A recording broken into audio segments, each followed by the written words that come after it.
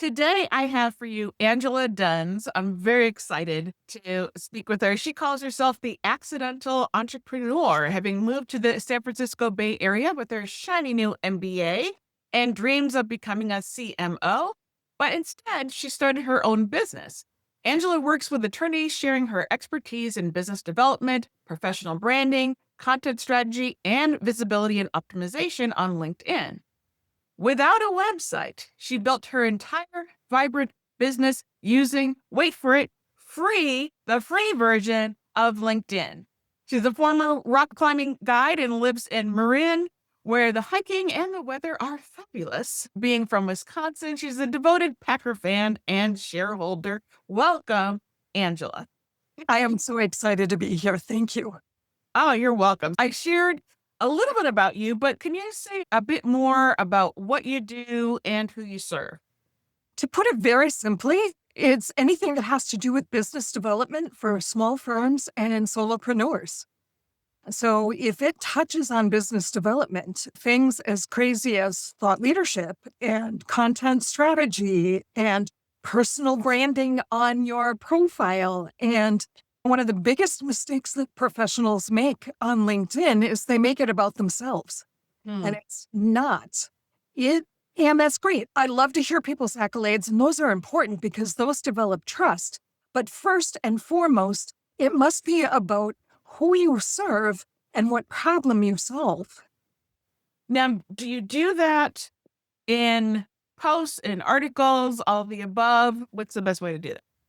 I always start with the profile, and that's an excellent question. No one's ever asked me that question before, so thanks for starting there. That's brilliant.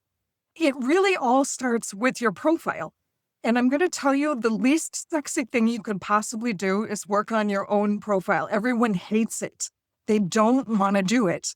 And so what I have developed is it's more of a done for you strategy because I'm going to tell you, I don't want to work on my profile either. I'd rather have somebody else work on my profile. And sometimes I don't think that we should be allowed to write our own marketing copy because we're just too close. Yeah. We don't really know what the actual problem is that we solve for our clients. And I think it's super important as a practitioner to make people feel empowered and help them make informed choices about how they want to represent themselves and what their brand is all about. Because brand, in my mind, equals trust. Whatever your reputation is before you get into that room or after you leave it, that is how people decide whether they're going to work with you or no. True. We don't really have a good sense of how we are doing what we do or what it is that we do. We really do have to know, what are our clients saying that we're doing for them? What are the words that they're using when they're talking about the transformation we provide? Now, before we get deeper into that, just how did you even get into this to begin with? How did you get started with this business when it wasn't where you were headed in the beginning? Wow, that's an interesting question because I came to California to get a marketing position. And I did all the things, all the networking, all the sending resumes, and I did it all, and it never happened. And what I ended up doing was writing curricula for several nonprofits. And one of them was the Renaissance Center, which is an incubator for entrepreneurs. I wrote a course called Encorepreneurs, and 1 hour of that was LinkedIn. And the director of the Renaissance Center saw me teach that class, and he's like, "Oh my God, Angela, you mean to tell me this is like having a website for free? Every single one of our entrepreneurs needs to know how to leverage LinkedIn." And so I started teaching classes once a month at there's 5 locations at that time. And this is 15 years ago when LinkedIn was still primarily a job seekers platform. People thought I was nuts working with small businesses. And they're like, "You're going to starve. You're going to have to do other things like Facebook." And I was like, "No, girl." And I made a business out of it. Wow. With making a business out of it, how do you then use, I'm not even sure which way to ask the question. whether it's how does one use LinkedIn or how do you specifically use LinkedIn? But in general, when you think about your own business, how are you getting these new clients and converting those leads into clients and supporting? Well, word of mouth is one of the biggest ones. I do quite a bit of speaking. So at different networking groups inside of provisors, for different associations, women's groups, things like that. Almost 100% of my clients have seen me speak at some point in time. It may have been 5 years ago Mhm. and they didn't need me. And this is what it's all about. It's all about timing, budget, and need. And they may have chosen you 6 years ago, Mhm. but they didn't need you. But if they remember you when they do need you, that is a huge win. And so most of my clients come to me through speaking, word of mouth, networking, or they've seen, I mean, it's a rare, rare occasion that somebody sees a post of mine on LinkedIn and they're like, okay, let's do business together. It has happened. I had one person that watched every single video on my YouTube channel and then sent me a direct message on LinkedIn and said, all right, let's work together. Wow. But she was sent there by her sister. It's always a convoluted path. We are really not aware of what the client journey is. I'm pretty intentional and I ask about that because I want to know what's working. Right. And we don't know what's working unless we're also collecting data. Market research is one of the most important investments you can possibly make. We aren't aware of what our own secret sauce is. We aren't aware of that path. And it's estimated now that 67% of the client journey is blind. We are not aware of it. People are doing their own research. They're checking you out, but they don't want you to know that they are because they don't want to be pitched. Right. Yeah. Which means that you need to try a variety of strategies because you don't, especially in the early days, you don't know what is going to work. It's spaghetti at the wall. Exactly. So with that, if you think about how your business has grown over time, what types of challenges did you encounter and how did you overcome them? Well, in the early days, I met people in person and driving around the Bay Area, you know how difficult. I mean, there's a bridge involved somewhere and a toll and parking. And so I was very limited with how many people I could see in one particular week. So the pandemic changed that a great deal. Many more people were willing to meet me on Zoom. And a lot of people, LinkedIn itself is a very intimidating platform. People seem to just have a block, just a huge barrier about, oh, LinkedIn isn't going to work for me, or LinkedIn is for other people. And I've tried a bunch of stuff and LinkedIn doesn't work. So I think that intimidation in itself is a huge barrier. So my job is to break that barrier down and make it more accessible. And how do you use automation to help you in all of that and throughout your business? Well, I do have a CRM, and I'm going to tell you my CRM changed my life. It is so phenomenal. And I don't use a ridiculous amount of automation, but what I use saves me so much time. I do have a weekly newsletter. My CRM, very easily, I can put together a beautiful newsletter and send it out to my list. When I set up appointments using my CRM, it automatically does all of the reminders and that sort of thing. So I drop their name in there and I forget about it. I do have landing pages that have explanations of my services and that sort of thing. But the very best automation tool that I have is the simplest. It's called Auto Text Expander. I think on Apple, there is a thing called snippets that you can use. So it's just a really simple tool where you put in a code for an entire message. For example, my bio. It's capital B, capital I, capital O. I type those letters in and the entire thing populates wherever I want it to populate. So I have messaging, calendar appointments, all kinds of different things in the auto text expander. And most of them are things that help me build direct messages on LinkedIn. So if I do a speaking event, I can send out a ton of messages that say, thank you for attending. So good to see you at this event, putting context into it and customizing it. I can send 20 of those messages in a very short amount of time and connect with people that I met at some speaking event or a networking thing. I will say that is the first time that that tool has been mentioned on this podcast, which I love because often people are mentioning, we get a lot of repeats, which is good because people are seeing that, yes, a lot of people are using a tool. That's the first time that particular tool has been mentioned. So hopefully you all, as you're listening, are writing that down and getting that app, installing it to save yourself some time. Yeah, and I just use it's a very simple Chrome extension. And I seriously can't live without it.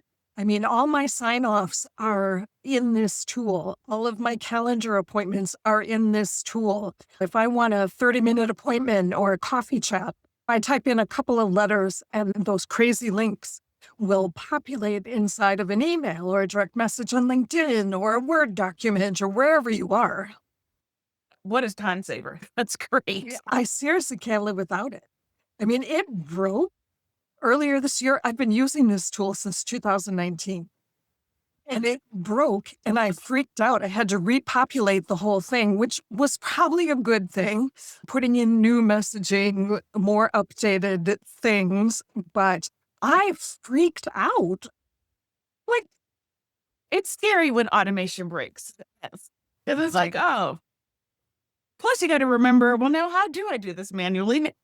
Once the breaks down. But it also shows how valuable these automated tools can be and how much time they are saving us. Sometimes it takes breaking for us to realize, oh my gosh, I really need this tool. Well, and here's another crazy thing that goes along with that. You can do that on your phone also. Inside the iPhone, there is a thing called text replacement. And so I have all of the same codes in my phone. I'm not a patient person. I'll just full disclosure, waiting in line at the grocery store, the doctor's office, waiting for the ferry, wherever you might be. I'm going to whip out my phone and I'm going to do some networking. So all of those messages are in my phone also. So I can, from my iPad or my phone, I can be doing networking while I'm on the ferry. Great time saver. So given your area of expertise, what are some tips you would like to share with our listeners? I would say that the very first thing that people need to work on is their above the fold view. So when somebody looks at your profile, it's that first top view with your banner, your profile photo, your headline, your contact information. 80% of the attorneys that I work with have the wrong email address in their contact information. Oh, Tell me how credible that is. right. The banner is your largest piece of real estate to really help create trust and connection. And I think people really miss that opportunity. A lot of people go straight for the branding and nobody knows who you are or what you do yet. You really need to make it very simple. Don't make me work so hard to figure out. I don't care if you're a litigation attorney. What is your area of expertise? Litigation is a lot. You don't do it all. Don't make me work so hard to figure out how I can hire you or refer you. And use that. I mean, these days, the world is on fire, right? Clarity is something that I think is a professional courtesy. Make it very clear to me who your audience is and the problem that you solve. And I'm going to really appreciate that. That's going to be helpful both with me trying to decide, do I want to hire this person? But also, if it is a networking connection, it helps me figure out how do I refer this person because I can get a quick snapshot of this is who they serve and who they help. I'm not going to study their resume to figure out whether or not I should pass this person on. So at a snapshot, I can say, hey, let me connect these two people. then that above the fold information is going to be really valuable.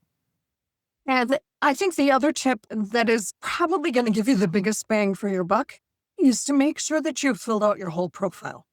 Most people are not using some of the sections that they could use that really attracts the algorithms when somebody does a search, either for your name or for your profession or keywords. So making sure you use the featured section, making sure you use the services section, making sure you have an up-to-date current about section. I spoke with an attorney the other day, and it was from like 2 jobs back.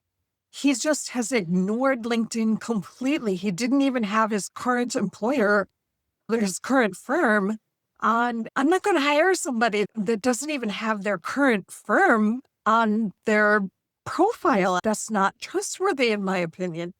I might be the exception, but because I'm pretty picky, but it's like, if you don't care about your profile, why should I? Right. And I'm saying right, but I'm also feeling convicted because I know I need to go look at there's so many things in your talking. We're like, oh, I need to see that. Oh, yes, I need to go back and look at that. And I'm definitely guilty of not tending to my profile. Doesn't take that much time, but it does take some intention. And you really want to focus on, how can I provide clarity for a stranger that's looking at my profile? That's really the context that you want to keep it in. Sometimes even our best friends don't even know what we do. So run it by a couple of different people and see if they can speak back to you what it is that you do. And if it's not right, you've got some more work to do. Exactly.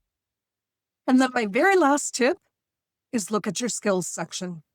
Your skills section was probably auto-populated by LinkedIn, and it's got a bunch of garbage in there that you don't do and you never want to be found for. They have expanded it, and that is the first section that the algorithms read to decide how you should come up in a search. So you are probably coming up in the wrong searches for the wrong opportunities. So the very least that you can do is delete the things that you do not do or that you don't want to be found for. And then go to ChatGPT and say, what are the trending keywords for this industry, this title, whatever it might be? That distinction between what you do versus what you want to be found for. Just because I might have a certain skill set does not mean that I want anybody hiring me for that particular area of expertise. So recognizing that that section is a tool that is used to help search, I think will help people shift what goes into that section. When I work with people, the skills section is the first thing I pay attention to. And CPAs and attorneys, I mean, there is nuance to what they do. And most CPAs do not want to file your taxes for you. They want to do something else. So what is that something else? Is it R&D credits? What is your expertise? Who do you want to work with? Right. Women business owners that over 3 million, whatever it might be, you really need to start refining who you serve. I think people are not, well, let me not speak for everybody else. I know that I not been paying as much attention to my own LinkedIn profile as I need to. I love the tips that you've shared. I am immediately after this recording about to go do some tweaking. So hopefully by the time you all actually listen to this podcast, when you go find me, it'll already be better. Angela, I know that just like what I just said, our listeners are action takers. So what is one action you would recommend that people take? I would say get out of your comfort zone and go post something into the newsfeed on LinkedIn. There has to be an industry update that your people are dying to know about. So even if you take somebody else's article from a trusted journal or Business Insider or Forbes or wherever it is, go and share something that is going to be valuable to your network. I'm daring everybody to go and post something of value, not garbage. Right. And it's not Facebook or TikTok. It's its own entity with its own social rule. Those things can be used effectively too, but yeah, the likelihood is low. That tip about finding an article, like sharing something of value, creates this no excuses scenario because it's not come up with something to write. It's find something that you probably should be reading anyway because that's your area of expertise and you want to improve your own knowledge. And now just share that with your following on LinkedIn. It's a very low anxiety way to share something that's going to attract attention. Exactly. Perfect. So, Angela, this has been amazing. I know that our listeners are going to want to stay in contact with you. Where can they find you online? Well, the most likely place is LinkedIn. Surprise, Mhm. surprise. At the very top of my profile, I actually have a clickable link to my calendar. So anybody can get on my calendar and I can do just a quick 30-minute review of their profile and give them 3 tips for making their own personal brand trustworthy. And so, in order to find you, since some of our people are listening to the audio version of this, could you spell your name for us? Angela, Angela. Last name is D as in dog, UNZ as in zebra. Perfect. Well, Angela, it's been a joy having you here on the Automated Coach podcast. I want to thank you so very much for sharing your genius with us. Thank you so much for having me. I really appreciate it. And it's great to get to know you.